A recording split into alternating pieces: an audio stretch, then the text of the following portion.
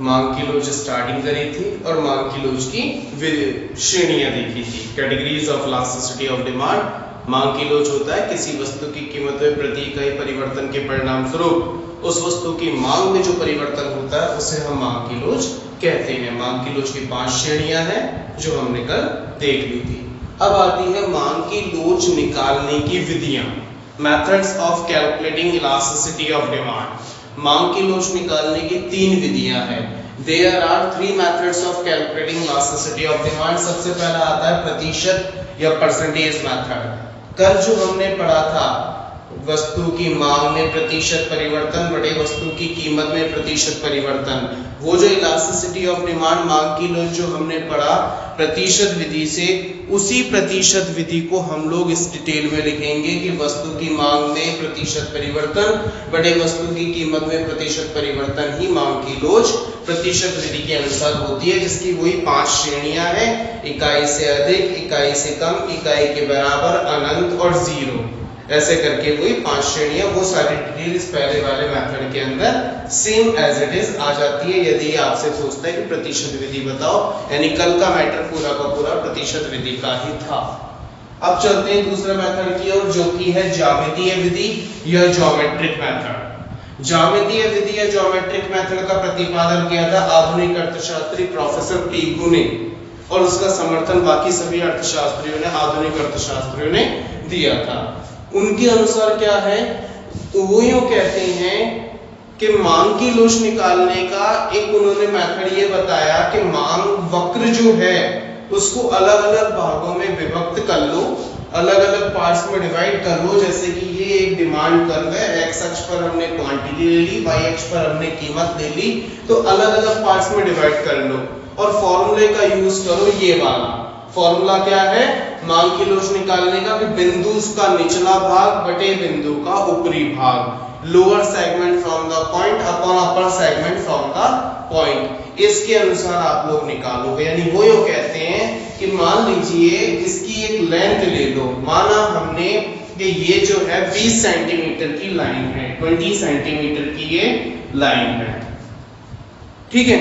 इसके बाद ये यूं कहते हैं कि इसको अलग अलग पार्ट्स में डिवाइड कर लो। फॉर एग्जांपल हम मानते हैं सी जो है इस रेखा को 20 सेंटीमीटर की इस रेखा को ये सी बिंदु 2 बराबर भागों में बांट रहा है, यानी 10 सेंटीमीटर और 10 सेंटीमीटर। तो according to formula lower segment क्या है सी ए, सी से लेकर ए तक की दूरी। अपर सेगमेंट ऊपर वाला क्या है सीई, तो दोनों ही 10 बटे 10 है, यानी कि 1 आ गया। तो यानी कि ये अर्थशास्त्री क्या कहते हैं, इस बिंदु पर मांग की लोच है 1। चलिए अब ई बिंदु की ओर चलते हैं। वही बिंदु का निचला भाग बटे बिंदु का ऊपरी भाग, निचला भाग कितना है ई से लेकर ए तक की दूरी, जबकि ऊपरी भाग कितना है ई से लेकर ई तक की ही दूरी, क्योंकि ई पर निकाल रहे हैं यहां से यहां तक। तो ई से लेकर ई तक, तो ई से लेकर ए तक तो पूरा 20 सेंटीमीटर हमने माना हुआ है, 20 बटे ई से लेकर ई तक की 0, कोई दूरी नहीं है। इस बिंदु से इस बिंदु तक की दूरी 0 हो गई। तो मैंने आपको बताया था किसी भी संख्या में 0 का भाग दोगे तो मान आएगा अनंत, तो यहां पर मांग की लोच हो गई है अनंत। चलिए इस बिंदु की ओर चलते हैं, ए बिंदु पर कैलकुलेट करते हैं। ये कैलकुलेशन हो रही है सी पर, ये कैलकुलेशन हो गई ई पर, अब हम कैलकुलेशन कर रहे हैं ए पर। ए पॉइंट क्या कहता है, बिंदु का निचला भाग यानी कि ए से लेकर ए तक की दूरी बटे बिंदु का ऊपरी भाग ए से लेकर ई तक की दूरी ए ई। तो चलिए ए से लेकर ए तक की दूरी 0 और ए से लेकर ई तक की दूरी 20, यानी कि 0 आ गया, इसका अपोजिट। तो यहां पर मांग की लोच हो गई 0।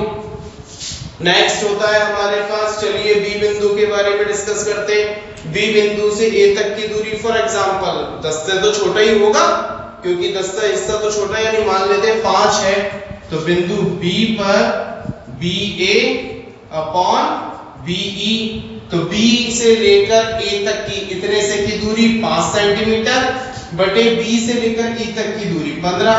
तो जो भी आएगा वो 1 से कम ही आएगा, 1 से अधिक तो आ नहीं सकता, यानी कि इस बिंदु पर मांग की लोच है 1 से कम, इकाई से कम लोचदार मांग। जबकि बिंदु डी की यदि बात करूं, लास्ट वाला बिंदु डी, तो D A upon D E, तो डी ए तक की दूरी है मान लीजिए 15 बटे यहां तक की दूरी है 5, तो 3 आ गया, यानी कि इकाई से अधिक लोचदार मांग। इस तरीके से अलग अलग बिंदुओं पर मांग की लोच की गणना होगी। इसके अंदर, इस वाले मेथड के अंदर हमसे कोई न्यूमेरिकल नहीं पूछेगा, हमारे पास केवल थ्योरी के क्वेश्चंस आएंगे इसमें, तो हमें थ्योरी वे में ही हमें इसे लर्न कर लेना है, और मैं डिटेल में आप लोगों को अलग से इसका समझा दूंगा, क्लासरूम्स में भी आपको डिटेल में समझा दूंगा। मोस्टली जो इसके अंदर बातें की जा रही है बहुत छोटा सा, इतना सा ही है, ज्यादा कुछ डिटेल में बस ये फॉर्मूला हमें याद रखना है, बिंदु का निचला भाग बटे बिंदु का ऊपरी भाग, और एक पूरी रेखा को इन्होंने विभक्त कर दिया अलग अलग हिस्सों के अंदर। तो ये इस तरीके से हमारा दूसरा मेथड कंप्लीट होता है। अब तीसरा मेथड कुल व्यय रीति द्वारा, यानी कि टोटल एक्सपेंडिचर, या दूसरा नाम टोटल आउटले मेथड के अकॉर्डिंग कुल व्यय रीति या टोटल एक्सपेंडिचर। ये देखिए इसके अंदर क्या होता है। इस विधि का जो प्रतिपादन किया था वो किया था प्रोफेसर मार्शल ने, प्रोफेसर अल्फ्रेड मार्शल ने इस विधि का प्रतिपादन किया था। वो यूं कहते हैं कि मांग की लोच निकालने के लिए, जैसे कि इस वाले में लेते थे ना, कीमत और मांग में संबंध लिया उन्होंने लिया वस्तु की कीमत यानी कि प्राइस, और दूसरी तरफ उन्होंने रिलेशन लिया उस कमोडिटी, उस वस्तु को खरीदने पर उपभोक्ता का जो कुल व्यय होता है, कुल व्यय यानी कि टोटल एक्सपेंडिचर, उनके बीच में रिलेशन लिया। कुल व्यय में क्या क्या आता है? कीमत इंटू मात्रा। कुल व्यय कैसे आएगी? कीमत को जब हम मात्रा से गुणा करेंगे, मान लीजिए आप 5 रुपए की 4 इकाइयां लेने गए, तो कीमत 5 रुपए गुणा 4 इकाइयां, आपका कुल व्यय 20 रुपए हो गया। तो इन दोनों के मध्य उन्होंने संबंध, यानी कि एक तरफ तो उन्होंने कीमत को रखा, प्राइस को रखा, दूसरी तरफ उन्होंने कुल व्यय को रखा, टोटल एक्सपेंडिचर। इन दोनों के संबंध के आधार पर प्रोफेसर मार्शल ने कुल व्यय रीति का प्रतिपादन किया, कुल व्यय रीति का एस्टैब्लिश किया, और कुल व्यय रीति के अंदर उन्होंने कुल मांग की लोच की 3 श्रेणियां दी। हमने पहले पढ़ी थी 5 श्रेणियां, यहाँ पर दी है मांग की लोच की केवल और केवल उन्होंने 3 श्रेणियां। तो तीनों श्रेणियां कौन कौन सी है? पहली श्रेणी आती है कुल व्यय रीति के अकॉर्डिंग, प्रोफेसर मार्शल के अनुसार सबसे पहले आती है इकाई से अधिक लोचदार मांग।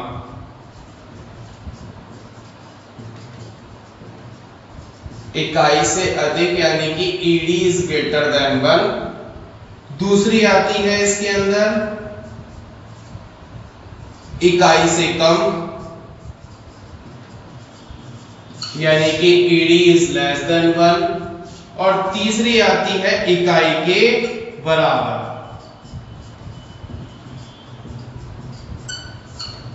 ED is equals to 1। इस तरीके से इन्होंने 3 श्रेणियां बताई। अब तीनों श्रेणियों में क्या होता है? बहुत सिंपल से इसके बारे में है, जब किसी वस्तु की कीमत बढ़े और जिसके परिणाम स्वरूप उपभोक्ता का कुल व्यय घट जाए, प्राइस बढ़े और टोटल एक्सपेंडिचर घट जाए, या फिर प्राइस घटे और टोटल एक्सपेंडिचर बढ़ जाए, यानी कि उपभोक्ता की कुल व्यय और वस्तु की कीमत में जब विपरीत संबंध हो, प्राइस बढ़ने पर टोटल एक्सपेंडिचर घट जाए, प्राइस घटने पर टोटल एक्सपेंडिचर बढ़ जाए, when there is inverse relationship between price of commodity and consumers total expenditure, that's called greater than 1 elastic demand। इकाई से अधिक लोचदार मांग कहते हैं उसे। जब कीमत बढ़ने पर मांग घटे, जब कीमत बढ़ने पर कुल व्यय घट जाए, कीमत घटने पर कुल व्यय बढ़ जाए, तो उसे हम इकाई से अधिक लोचदार मांग की कैटेगरी में लेते हैं। दूसरा, इकाई से कम लोचदार मांग, जब कीमत बढ़ने पर कुल व्यय भी बढ़ जाए और कीमत घटने पर कुल व्यय भी घट जाए, तो इसे हम बोलते हैं इकाई से कम लोचदार मांग। जब प्राइस घटी, कुल व्यय भी घट गया, जब प्राइस बढ़ी, टोटल एक्सपेंडिचर भी बढ़ गया, पॉजिटिव रिलेशन हो, तो उसे इकाई से कम लोचदार मांग, लेस देन 1 इलास्टिक डिमांड बोलते हैं। और तीसरा और लास्ट, जब प्राइस घटे या बढ़े कंज्यूमर का टोटल एक्सपेंडिचर कांस्टेंट रहता है, फिक्स रहता है, सेम रहता है, there is no change in total expenditure even price increase और price decrease, that's called equals to one elastic demand. ये इसकी तीन कैटेगरीज इन्होंने बताई है कुलवे रीति के अकॉर्डिंग प्रोफेसर मार्शल ने। इकाई से अधिक जिसमें प्राइस और टोटल एक्सपेंडिचर इनवर्स रिलेशन होता है, प्राइस बढ़ती है टोटल एक्सपेंडिचर घट जाता है, प्राइस घटती है टोटल एक्सपेंडिचर बढ़ जाता है। इकाई से कम जिसमें कीमत और कुलवे में सकारात्मक धनात्मक संबंध होता है, कीमत बढ़ने पर कुलवे बढ़ जाता है, कीमत घटने पर कुलवे घट जाता है। जबकि इकाई के बराबर रोजगार मांग जिसमें कीमत बढ़ने या घटने का कुलवे पर कोई प्रभाव नहीं पड़ता, कुलवे जैसा था वैसा का वैसा कांस्टेंट बना रहता है। इस तरीके से इन्होंने तीन श्रेणियां दी थी। एक बात मैं आप लोगों को क्लियर कर दूं, यदि हमारे 12th तक का क्वेश्चन पेपर के अंदर अगर पूछा जाए मांग की लोच की श्रेणियां समझाओ, तो आपको जो 5 श्रेणियां जो आपने लास्ट वीडियो में पढ़ी थी वो 5 श्रेणियां ही एक्सप्लेन करनी है, अगर कुछ भी ना बोले। Explain degrees of elasticity of demand, तो वही 5 डिग्री। जब इनके लिए आपसे अलग से क्वेश्चन देगा कि प्रोफेसर मार्शल की मांग की लोच की श्रेणियां समझाओ, तो ये समझानी है, कुलवे रीति को समझाओ तो ये समझानी, यानी अलग से इसको मेंशन कर दे तो ही इसे समझाना है, अदरवाइज इसे आपको नहीं समझाना। ये जो क्वेश्चन है अलग से 4 मार्क्स का पूछता है, मोस्टली ऐसे क्वेश्चन आता है, एक्सप्लेन टोटल एक्सपेंडिचर मेथड या टोटल आउटले मेथड, कुलवे रीति को समझाइए। तो आपको कुलवे रीति में क्या समझाना है, इस रीति का प्रतिपादन प्रोफेसर अल्फ्रेड मार्शल ने किया था। उनके अनुसार वस्तु की कीमत उस पर होने वाला उपभोक्ता के कुलवे के मध्य संबंध के आधार पर कुलवे वस्तु की कीमत और कुलवे में उपभोक्ता के कुलवे के मध्य जो संबंध होता है उसके आधार पर मांग की लोच की गणना होती है। मांग की लोच की 3 श्रेणियां बताई गई है, इकाई से अधिक, इकाई से कम और इकाई के बराबर लोचदार मांग। इसके साथ साथ इसका डायग्राम भी मैं साइड में इसका डायग्राम भी बना देता हूं। हर डायग्राम में आपको y अक्ष पर तो कीमत को लेना है और x अक्ष पर आपको कुलवे टोटल एक्सपेंडिचर को लेना है। x अक्ष पर टोटल एक्सपेंडिचर, y अक्ष पर कीमत। पहले वाले में क्या था, इनवर्स रिलेशन था, तो डायग्राम कुछ ऐसा बनेगा। इनवर्स रिलेशन को शो करता हुआ कि प्राइस घटी तो टोटल एक्सपेंडिचर बढ़ गया। दूसरे वाले के अंदर पॉजिटिव रिलेशन है, तो डायग्राम कुछ ऐसा बनेगा। वही एक्स अक्ष पर कुलवे लेंगे और वाई अक्ष पर कीमत लेंगे आप लोग। तो यहां पर इस डायग्राम के अकॉर्डिंग क्या है, प्राइस बढ़ी तो टोटल एक्सपेंडिचर भी बढ़ गया। वाइल तीसरे वाले के अंदर आपको क्या करना है, डायग्राम कुछ ऐसा होगा कि यहां पर टोटल एक्सपेंडिचर कांस्टेंट रहेगा, यानी y एक्सिस के parallel total expenditure remain same, price में इंक्रीज और में डिक्रीज। तो इस तरीके से आपका ये वाला टॉपिक कंप्लीट होता है। ठीक है, अब लास्ट टॉपिक इस बुक का आप लोग अपनी बुक हाथ में ले लीजिए।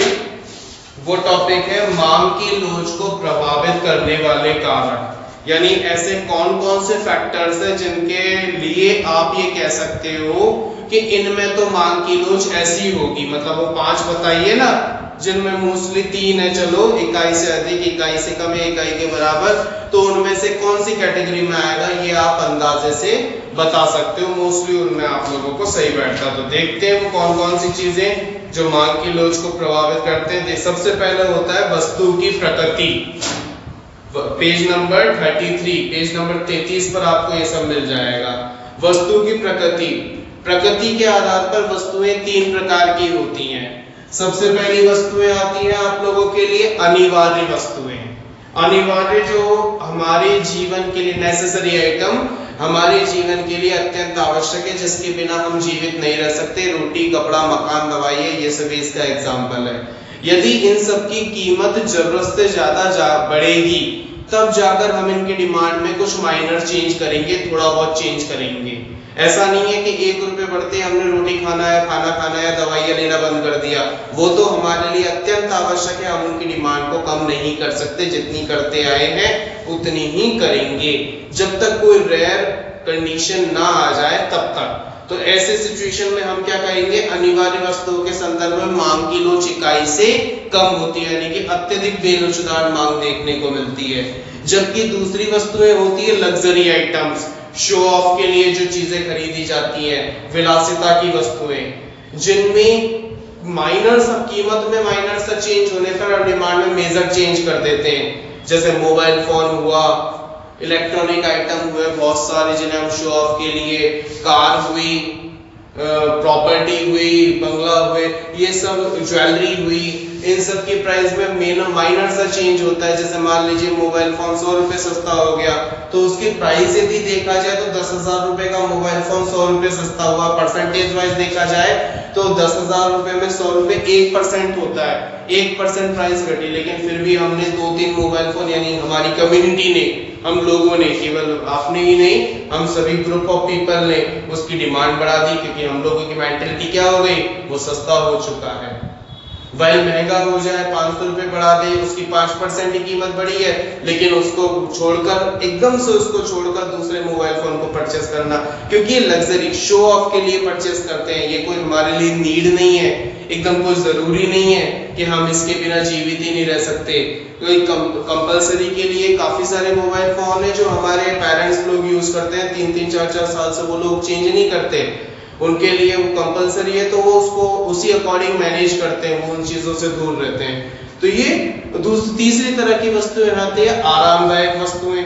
आरामदायक वस्तुएं वो वस्तुएं जो हमारे वर्किंग कैपेसिटी को बढ़ा देती हैं या घटा देती हैं। अगर पूरी हो जाए, जैसे फैन हुआ, फैन चलेगा तो हमें गर्मी नहीं लगेगी, हमारे काम करने की शक्ति आसान हो जाएगी। तो ये वर्किंग कैपेसिटी को आने जाने के लिए व्हीकल, हम थकेंगे नहीं, एनर्जी के साथ अपना सारा काम कर सकते हैं। तो ये सभी, इनमें मांग की लोच होती है इकाई के बराबर। ठीक है, नेक्स्ट आता है सेकंड, प्रतिस्थापन वस्तुओं की उपलब्धता। चलिए, सब्स्टिट्यूट गुड्स के बारे में बात कर रहा है। जिस कमोडिटी, जिस वस्तु के सब्स्टिट्यूट मार्केट में ज्यादा होते हैं। एक तो हम लेते हैं किसी कोई ऐसी कमोडिटी जिसका कोई सब्स्टिट्यूट ही नहीं है। सब्स्टिट्यूट मतलब, जैसे मैं इकोनॉमिक्स पढ़ाने वाला हूँ, मेरा कोई दूसरा सब्स्टिट्यूट ही नहीं है, तो अगर मैं अपनी फी बढ़ाऊंगा तो भी बच्चों को यदि इकोनॉमिक्स पढ़नी है तो मेरे से ही पढ़नी पड़ेगी। यानी जिस वस्तु का सब्स्टिट्यूट नहीं होता, जिस वस्तु का स्थानापन्न नहीं होता, वो वस्तु एक तरीके से कौन सी कैटेगरी में आने लग गई, अनिवार्य में। जिस वस्तु के बाजार में सब्स्टिट्यूट अवेलेबल नहीं होते और जिस वस्तु के स्थानापन्न नहीं है, यानी उसकी जगह पर हम दूसरे का यूज कर सकें, वो वस्तु कौन सी कैटेगरी में आने लग जाती है, वो वस्तु एक तरीके से अनिवार्य हो जाती है कि लेनी है तो यही लेनी पड़ेगी। तो अनिवार्य वस्तुओं में अभी अभी पढ़ा, मांग की लोच इकाई से कम लोचदार होती है। जबकि दूसरी तरफ जैसे जैसे सब्स्टिट्यूट बढ़ते जाते हैं, वैसे वैसे हम एक की जगह पर, यदि उसने अपनी प्राइस बढ़ाई तो हम दूसरे को, दूसरे ने प्राइस बढ़ाई, तीसरा, चौथा, पांचवा, जैसे जैसे सब्स्टिट्यूट अवेलेबल होते गए, हमने अपनी डिमांड को शिफ्ट एंड शिफ्ट करते चले गए। यानी डिमांड में फ्लक्चुएशंस, फ्लेक्सिबिलिटी, कंटिन्यूटी के साथ आने लग गए, यानी कि इकाई लोच जो है वो बढ़ती चली जा रही है। नेक्स्ट है वस्तुओं के विभिन्न उपयोग। कोई वस्तु है जिसका केवल एक ही जगह उपयोग हो सकता है, फॉर एग्जांपल इलेक्ट्रिसिटी, बिजली। यदि बिजली में लिखा हुआ है कि मैं बिजली का उपयोग केवल और केवल फैन और ट्यूबलाइट चलाने के लिए ही होगा, अगर आपने एसी चलाया या फिर फ्रिज चलाई या वॉशिंग मशीन चलाई या फिर और कोई काम में लिया तो लाइट चली जाएगी। इन दैट केस वो भी एक तरीके से कंपलसरी आइटम के अंदर आ गई। लेकिन यदि उसके वैकल्पिक उपयोग हैं, यदि उसके हम अल्टरनेटिव यूज कर सकते हैं, तो जैसे जैसे उसके वैकल्पिक उपयोग बढ़ते जाते हैं, ऐसे वैसे उस वस्तु के लिए हम लोग क्या करते जाते हैं, वो वस्तु हमारे लिए लोचशील यानी फ्लेक्सिबल और फ्लेक्सिबल होती चली जाती है। यानी किसी वस्तु के अल्टरनेटिव यूज नहीं है तो वो उसकी इकाई से कम लोचदार मांग होगी, और जैसे जैसे उसके वैकल्पिक उपयोग बढ़ते हैं उसकी लोच भी बढ़ती चली जाती है, इकाई से अधिक लोचदार मांग हो जाती है वो। नेक्स्ट है उपभोक्ता के बजट। अब देखिए उपभोक्ता का बजट, इसको हम उपभोक्ता की आय भी कह सकते हैं, इनकम ऑफ कंज्यूमर। कंज्यूमर के पास पैसा ज्यादा है तो वो उसकी प्राइस बढ़ी हुई जो कीमत है उसको कोई मैटर नहीं करेगी, या कीमत बढ़ी कोई बात नहीं, कोई फर्क नहीं पड़ता, यानी वो उस कीमत बढ़ी हुई कीमत को इग्नोर कर देता है तो कंटिन्यू रखेगा खरीदना, यानी कि इकाई से कम लोचदार मांग, यानी कीमत में तो परिवर्तन हुआ, मांग में कोई परिवर्तन नहीं हुआ। क्यों परिवर्तन नहीं हुआ? क्योंकि उसके पास इतना पैसा है, इस वजह से उसको कोई फर्क पड़ता नहीं है। वाइल दूसरी तरफ एक कंज्यूमर है जिसके पास पैसा नहीं है या फिर पैसे का अभाव है, लिमिटेड इनकम है, तो उसके लिए थोड़ा सा प्राइस में चेंज होना भी बहुत मेजर चीज होती है, तो उसके लिए तो मांग की लोच अत्यधिक लोचदार हो जाएगी, यानी कि जितना ज्यादा पैसा, धन, पूंजी, संपत्ति होगी, मांग की लोच उतनी ही कम होती है, और जितनी मांग की लोच उतनी ही कम होती है, और जितनी कम संपत्ति होती है मांग की लोच उतनी ही अधिक होती है। नेक्स्ट है उपभोक्ता की आदतें। मान लीजिए कोई कॉमोडिटी, आदत रुचि फैशन के अंदर आता है, मान लीजिए कोई वस्तु उपभोक्ता को उसकी आदत है, तो जिस वस्तु की, जिस चीज की कंज्यूमर को हैबिट होती है, लत होती है, आदत पड़ जाती है, उसके लिए कीमत कोई मायने नहीं रखती, कीमत बढ़े तो बढ़, एक तरीके से वो कॉमोडिटी उसके लिए कौन सी कैटेगरी में आने लग गई, अब नेसेसरी, एकदम आवश्यक हो गई। जैसे अल्कोहल लेने वाले लोग होते हैं, तंबाकू सिगरेट खाने वालों के लिए होते हैं, यदि प्राइस बढ़ भी जाएगी तो भी हम खरीदेंगे, क्योंकि उन लोगों के लिए वो आदत बन चुकी है, यानी कि वो नेसेसरी आइटम के अंदर आ चुकी है, और ऐसे सिचुएशन में मांग की लोच उसके लिए बेलोचदार हो जाती है। नेक्स्ट आता है लास्ट 7th वाला, समयावधि, टाइम ड्यूरेशन। अगर टाइम ड्यूरेशन, समयावधि बहुत सारी है, कंजप्शन का टाइम, कंज्यूम जो कर रहा है वो उसका ड्यूरेशन बहुत सारा है, तो उसके लिए मांग की लोच इकाई से अधिक लोचदार मांग होगी। जैसे मान लीजिए कि कोई भी चीज है, हमें 1 साल के अंदर कभी भी खरीदनी है, तो आज अगर उसकी प्राइस बढ़ रही है तो हम आज इग्नोर करके कल खरीदेंगे, परसों खरीदेंगे, हम उसको इग्नोर, जबकि दूसरी तरफ 7 दिन या 2 दिन के अंदर या आज शाम तक ही वो चीज खरीद के लानी है, तो कीमत बढ़े या मत बढ़ वो हमारे लिए अनिवार्य हो गई, यानी कि टाइम ड्यूरेशन कम, जितना कम होता जाएगा उतनी ज्यादा वो वस्तु अनिवार्य होती चली जाएगी, तो मांग की लोच उतनी ही कम होती चली जाएगी। जबकि यदि टाइम ड्यूरेशन बढ़ता जाएगा तो मांग की लोच उतनी ही अधिक बढ़ती चली जाएगी। तो इस तरीके से ये 7 फैक्टर्स थे जिनमें हम कह सकते हैं कि मांग की लोच इन कैटेगरीज के अंदर आने पर ऐसी, यानी इकाई से कम होती है या इकाई से अधिक लोचदार मांग होती है, वो ऐसी हो जाती है। इस तरीके से हमारा डिमांड और इलास्टिसिटी ऑफ डिमांड कंप्लीट होता है। अब मैं आप लोगों को कुछ न्यूमेरिकल्स करके बता देता हूं, क्योंकि इस वीडियो के बाद मैं आप लोगों को स्पेशली उन बच्चों के लिए मैं ये बात बोल रहा हूं जो मेरे से कनेक्टेड है, मैं उन लोगों को कुछ क्वेश्चंस भेजूंगा, वो उन क्वेश्चंस को घर पर प्रैक्टिस करेंगे, और कोई भी डाउट होगा आप लोगों मेरे से वो चीज फिर डिस्कस करेंगे। मैं हर तरीके का एक एक क्वेश्चन आप लोगों को बोर्ड पर डिटेल में करके बता देता हूँ, आप उसके बेसिस पर आप चाहें तो बेटर ये रहेगा, जिससे आपको बार बार वीडियो रिवाइंड नहीं करना पड़ेगा, आप मेरे एक क्वेश्चन को नोटबुक में लिख लेंगे उसी वे में, और उसके आधार पर आप बाकी के सारे क्वेश्चंस करते रहेंगे। तो देखिए सबसे पहला क्वेश्चन, सिंपल क्वेश्चन से हम शुरुआत करते हैं।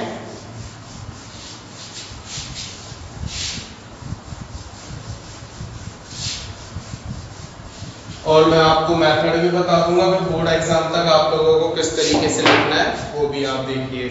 मान लीजिए क्वेश्चन आता है कि किसी वस्तु की प्रारंभिक कीमत को हमने शुरू से दर्शाया P1 से, किसी वस्तु की प्रारंभिक कीमत 10 रुपए है जिस पर उपभोक्ता मांग करता है, यानी कि Q1 50 इकाइयों की उपभोक्ता मांग करता है।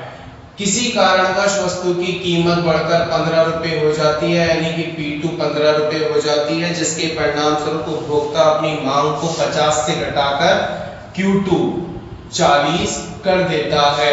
तो मांग की लोच की गणना कीजिए। ये आपके सामने क्वेश्चन है, तो आप इस तरीके से लिख लेंगे, और चाहो तो स्टार्टिंग में थ्योरी लिख लेंगे आप लोग। P1 की जगह पर प्रारंभिक कीमत, Q1 की जगह पर प्रारंभिक मांग, P2 की जगह पर परिवर्तित कीमत, Q2 की जगह पर परिवर्तित मांग, initial price, initial demand, changed price, changed demand and elasticity of demand. इसके बाद आप लोग फॉर्मूला लिखेंगे ED is equals to delta Q upon delta P into P1 upon Q1।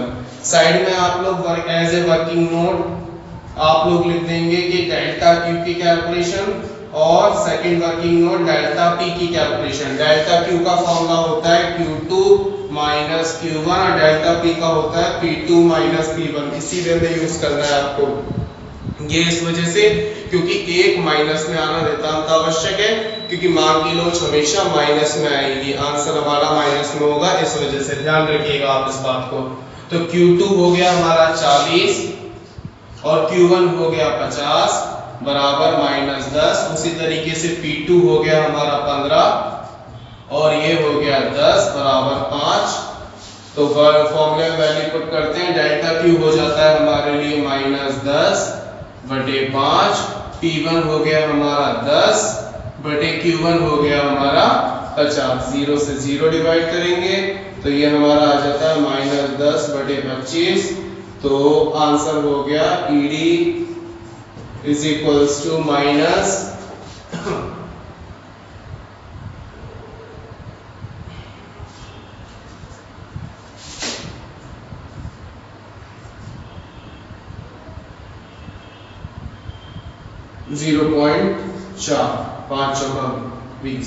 Minus 0.4 हमारा आंसर हो जाता है। ये इस तरीके से सबसे पहला और सिंपल वाला क्वेश्चन करते हैं। अब मान लीजिए इसी क्वेश्चन के अंदर हमने किसी वैल्यू को मिसिंग वैल्यू के बेसिस पर करना चाहे, वो आंसर ये ED तो हमारा आ चुका है माइनस 0.4, तो माइनस 0.4। अब मान लीजिए इसी क्वेश्चन में ये सब रफ करते हुए वापस इस क्वेश्चन को करेंगे। चलो चेंज दे, दूसरा क्वेश्चन दे देता हूँ। मान लीजिए किसी वस्तु की मांग की लोच है -2। इस वस्तु की प्रारंभिक कीमत 10 रुपए है, जिस पर उपभोक्ता मांग करता है 50 इकाइयों की, और साथ ही साथ इस वस्तु की जो परिवर्तित कीमत है वो आप लोगों को निकालनी है, P2 की कैलकुलेशन आप लोगों को करनी है, और Q2 आप लोगों को दिया हुआ है 30 इकाइयां 30। अब आप लोग कैलकुलेट करेंगे, P2 निकालेंगे, सेम ऐसे के ऐसे लिख के आप फॉर्मूला लिख देंगे और सेम वही वर्किंग नोट, फर्स्ट वाला डेल्टा Q की कैलकुलेशन, सेकंड वाला डेल्टा P की calculation, P2 minus P1, Q2 minus Q1। Q2 हो गया हमारा 30 minus 50 is equals to minus 20, ये आ गया। और P2 माइनस P1, P2 हमें दिया हुआ नहीं है तो P2 का P2 लिखेंगे, माइनस P1 की जगह पर 10 लिख देंगे। अब फॉर्मूले में वैल्यू पुट करेंगे हम लोग। ED की जगह पर हमने लिखा क्या, ED की जगह पर -2 बराबर डेल्टा Q की जगह पर हमने लिखा -20 बटे में डेल्टा P की जगह पर लिखा हमने P2 माइनस 10 गुणा P1 की जगह पर हमने लिखा 10 और Q1 की जगह पर हमने लिखा 50। ठीक है, अब इसमें जितना भी कट सकता है हम यही काट लेंगे, 0 से 0 कट जाता है बस। नेक्स्ट लाइन में हम लोग लिखेंगे -2 is equals to -2 divided by P2 minus 10 को 5 से गुणा करते हुए, तो 5 P2 minus 5 by 50, cross multiply वजन गुणा का नाम आपने सुना होगा, वो करेंगे हम यहाँ पर। तो -2 को 5 P2 माइनस 50 से गुणा करेंगे तो कितना आता है, 5 दूनी 10 -10 P2 माइनस और माइनस प्लस हो जाते हैं, 50 दूना 100 बराबर -2। ये हमारे पास नेक्स्ट लाइन तैयार हो जाती है। अल्फाबेट को एक तरफ, नंबर्स को एक तरफ करते हुए -10 P2 बराबर -2 minus 100 is equals to -10 P2 बराबर 100, माइनस माइनस चिन्ह माइनस का रहता है, साइन तो माइनस का रहता है, संख्याएं जुड़ जाती है। माइनस 102, माइनस से माइनस कटा तो 10, P2 बराबर 102, तो P2 बराबर 102 बटे 10, तो आंसर आ जाता है 10.2 हमारा P2 आ गया। 10.2 के P2 कितना हो गया 10.2। इस तरीके से ये सेकंड कैटेगरी वाले क्वेश्चन हमारे सामने हो जाते हैं। अब इसी में मान लीजिए इस बार तो ऐसे ही हमारा Q2 भी निकालने को बोले, इसमें हमारा P2 निकालने को बोला। अगर Q2 निकालने को बोलेगा तो ऐसे ही एज इट इज जो मेथड आपको बताया गया है, जो फॉर्मूला आपको बताया गया है, इसी फॉर्मूले के आधार पर आपको करना है। जो मेथड आपको सामने बोर्ड पर है सेम अगर आप उसे फॉलो करेंगे तो 101% आपका ये आंसर बहुत अच्छी तरीके से आ जाएगा, सॉल्व हो जाएगा, इसमें कोई प्रॉब्लम आपको मेजर आएगी नहीं। और अब P1 या Q1 गायब हो जाए, P1 या Q1 पूछ ले, उस सिचुएशन में हम लोग क्या करेंगे, उस क्वेश्चन को आप लोग देख लीजिए।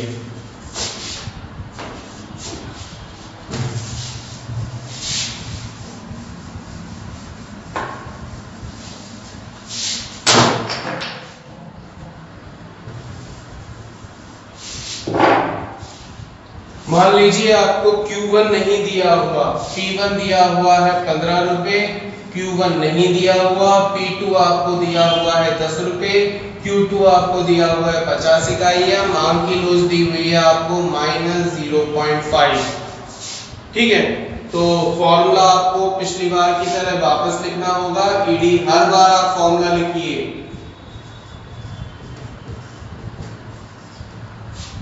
इसका एक मतलब ये जरूरी है, इस वजह से फॉर्मूला आप बार बार लिखेंगे तो आपको ये इजीली लर्न भी हो जाता है। अगर आपने अभी हैबिट बना ली तो आगे जो स्टैटिक्स वगैरह आएगी तो उसमें आपको फायदा मिलता है। सेम आप वर्किंग नोट की फर्स्ट वाला तो हो गया डेल्टा Q की कैलकुलेशन, और सेकंड वाला हो गया डेल्टा P की calculation, P2 minus P1, Q2 minus Q1। Q2 हो गया 50 माइनस Q1 हो गया नहीं दिया हुआ Q1, और P2 माइनस P1 हो गया, P2 हो गया 10 minus 15 is equals to -5। Value put करते हैं हम लोग, तो वैल्यू पुट करने पर हमें देखने को मिलता है क्या, ईडी की जगह पर हमने सेम पिछली बार की तरह लिखा -0.5। जो इंफॉर्मेशन आपके पास है वो सारी इंफॉर्मेशन आप इस पर लिख देंगे। डेल्टा Q आया हमारे पास, जो नहीं आया यानी कि 50 minus Q1 divided by delta P की जगह पर -5 इंटू P1 हमारे पास दिया हुआ है कितना 15 बटी Q1 हमारे पास नहीं दिया हुआ तो Q1 की जगह पर Q1। तो सॉल्व करते हैं हम, आगे सॉल्व करने की जितना काट सकते हैं काटेंगे, 1 और यहाँ 3, तो क्या बचता है -0.5 इज इक्वल्स टू 50 को 3 से गुणा किया, 5 है 15, 150 minus 3Q1 divided by -Q1। ठीक है, -1 को Q1 से गुणा किया तो -Q1 आया। चलिए क्रॉस मल्टीप्लाई फिर से करेंगे हम लोग, Q1 -Q1 को 0.5 से गुणा करने पर तो माइनस गुणा माइनस प्लस हो जाता है, तो 0.5 Q1 is equals to 150 minus 3Q1, ये हमारे पास बचता है।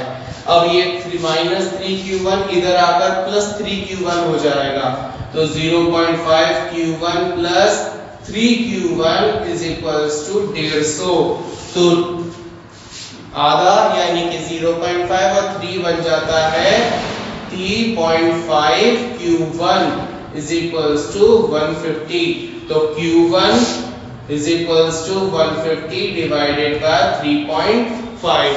अगर हम इसका डिवाइड करेंगे तो हमारे पास आंसर आ जाता है। तो करते हैं चलो डिवाइड। पहले तो चाहो तो आप लोग पॉइंट हटा सकते हो, 0 लगा देंगे आप लोग, और फिर उसके बाद हम लोग करेंगे तो 5 से डिवाइड हो जाता है बड़े आसानी से।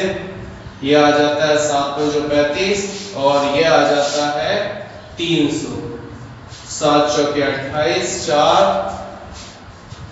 और 2 8 और 5, 42.85 आपका Q1 आ गया है।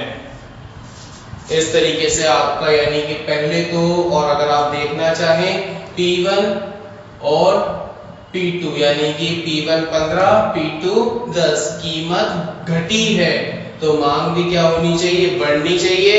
42.85 से 50 तक पहुंचना मांग बढ़ना ही कहलाता है। तो इस तरीके से आपको मैंने तीनों तरीके की क्वेश्चंस करा दिए। आप इसके आधार पर मांग के लोच के हर तरीके के क्वेश्चंस आप लोग कर सकते हैं। और फिर भी अगर आपको कोई डाउट आता है तो बेझिझक आप मेरे से पूछ सकते हैं, लेकिन क्वेश्चन सॉल्व आपको करने होंगे। तो मांग की लोच लगभग हम लेकर चले लगभग 16-15 मार्क्स का क्वेश्चन अब तक हम लोगों ने कंप्लीट कर लिया है। अब हम नेक्स्ट 2-3 दिन का मैं गैप लूंगा, जिस बीच में आप लोगों से जो भी आपके डाउट होंगे वो आप पूछेंगे। मैं आप लोगों को कॉल करके जो मेरे स्टूडेंट्स हैं उन लोगों की बात कर रहा हूँ उनसे पूछूंगा, क्वेश्चंस करेंगे, हम लोग प्रैक्टिस करेंगे, सारा पढ़ा हुआ फिर से रिवाइज करेंगे, फिर हम आगे हमारे कंटिन्यूटी बना लेंगे फिर से।